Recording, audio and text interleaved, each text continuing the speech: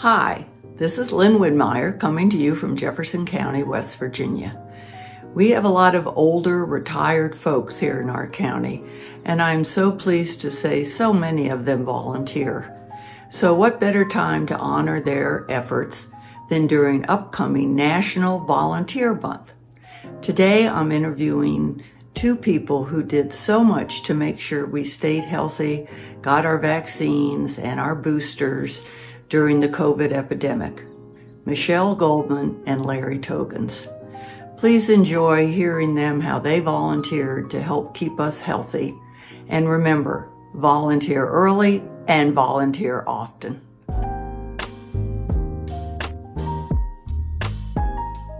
And what better way than to talk about one of the great volunteer activities in Jefferson County, which was the COVID immunization program. And who was in charge of that fantastic operation but Michelle Goldman? Well, I don't know if I'd say I was in charge, but what was your role? I did take on the role of trying to provide enough volunteers. And then I took the position of sort of leading those volunteers, each day when we did the clinic. And as a volunteer myself, she was fabulous. So how many volunteers were involved in this incredible operation? We had about 170 people signed up to volunteer. And so at any given clinic, we could use as many as 50 people. And so it was, how many, give us a little layout of how often it ran and what the schedule was. Okay. So we started out in the beginning, I think we did 1 day a week and we did 50 people, which we thought was a lot in 1 day. And we got up to where we did, I think our biggest clinic was over 1,300 in a day. Wow. So we provided 15,000 vaccines. That is fabulous. From I think we started in January and we finished in April. So of what year was this? This was January. Oh my gosh. This was in 2021.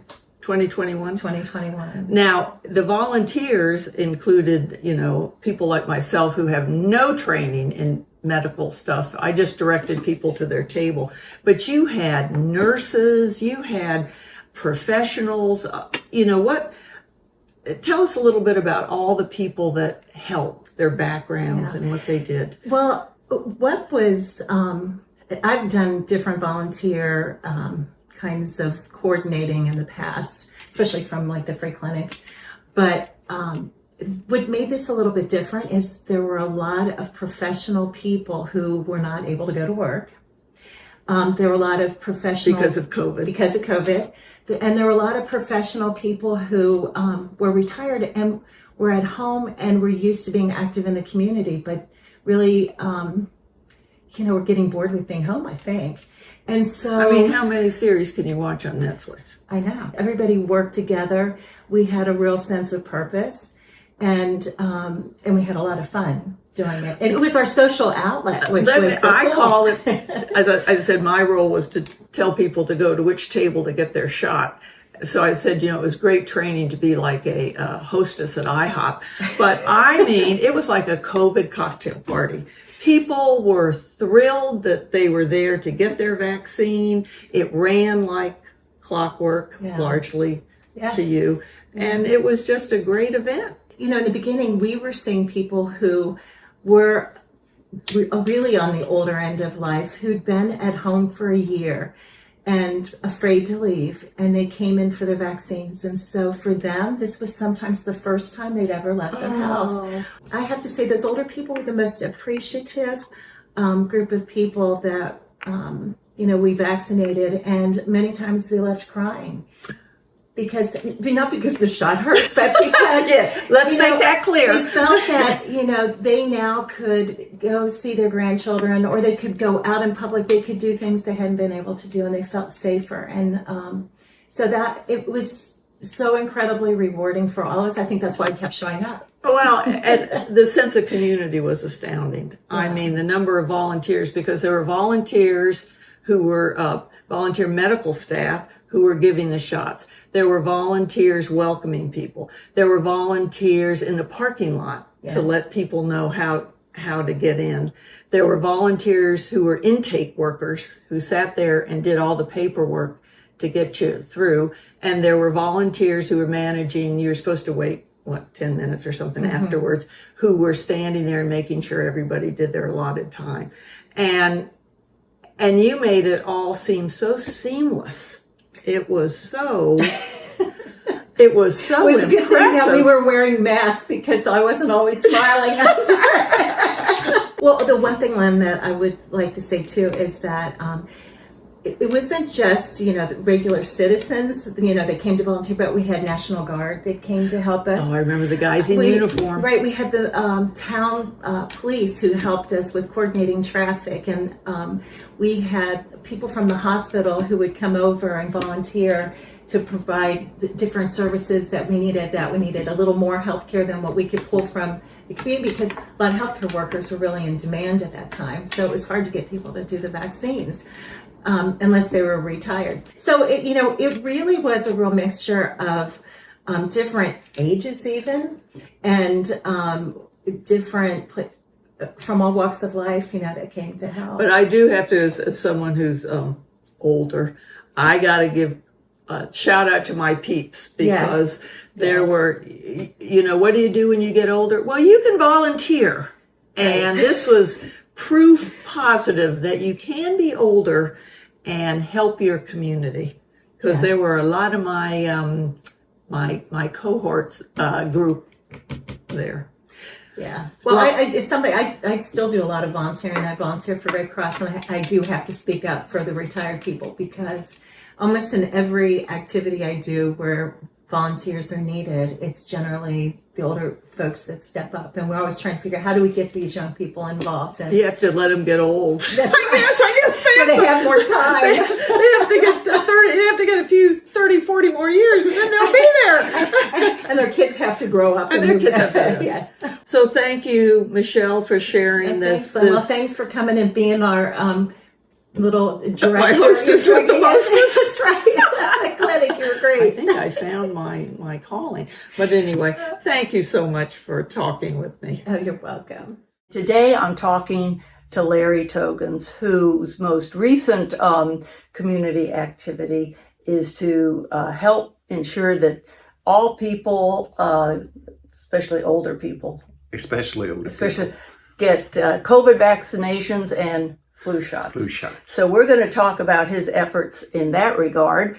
So now you have given a lot to the community. You were on the Board of Education. Yes. And thank you for that service. And you've helped the 4-H by being an advisor to the 4-H, and you've had wonderful community involvement and outreach. But tell us a little bit about this latest community project, which involves getting people their vaccination and flu shot. Tell us about that project. Well, it all started a couple of years ago when COVID, when everybody found out about COVID around here in Jefferson County and everywhere else. We in Berkeley County, they were giving the flu shots and people were going up getting them, and Charlotte Norris from Berkeley County contacted my wife and said, get people come up here to Destiny Baptist Church to get their flu shots. Their COVID shots. And so she actually got started in it. And then George Rediford said, let's try to NAACP. Yes, he said, we're going to set up committee here in Jefferson County. And it was 5 of us trying to get people to get their COVID shots at the Civic Center in Charlestown, which Dr. Reedy was running. So Dr. Reedy reached out to me. And Who was the health department director. Exactly. And he's asked me to join him in this effort. And we got a couple other people. And he received a grant. And this grant involved, it was for a year. And we have a marketing firm. We got a number of folks in the community to do my why videos. And what they said was the reason why they got the COVID shot. You know, when the whole COVID thing started, people in the minority groups were the least, they were getting it less than other groups. And so you've reached out, and Dr. Reedy said that one of the things you did for the African American community was that you had a personal touch, that you could go out and talk to people and get the word out and bring people to the Civic Center to get their shots. So how did you do that? We reached out to the mostly African American churches, but not just the African American churches, many of the other churches too. And we reached out to low income housing developments. One such development is Charles Towers, across from Save-A-Lot in Charlestown. We reached out to as a development out in Kernersville and several other developments. And actually, we even had clinics outside.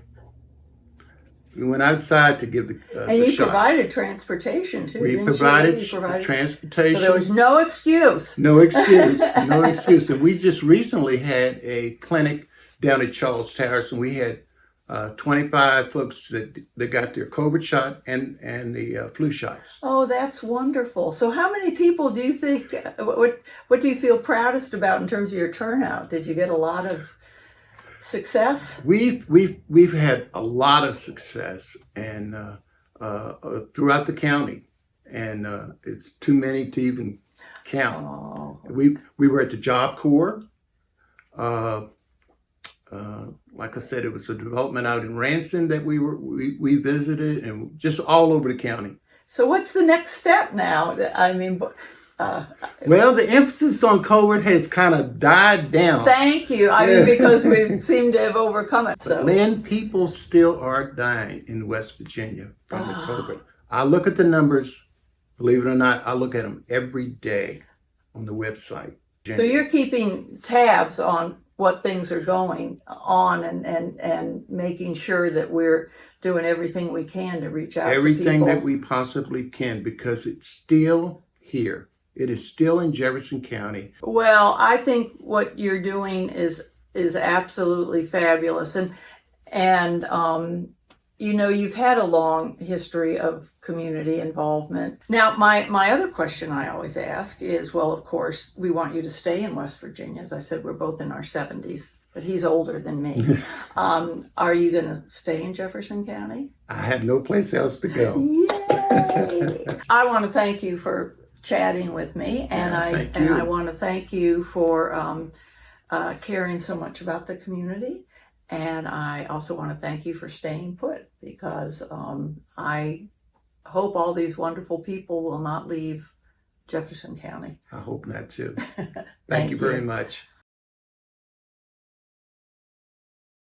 Well, now I know you got a special thank you from somebody at the clinic, and it's very special, and I wonder if you would read that for us. This was given to us by somebody who received a vaccine, and I have to say, when they gave it to us and it was shared, I think none of us had a dry eye, because it meant so much to all of us. So it says, thank you to all the volunteers who've made this week.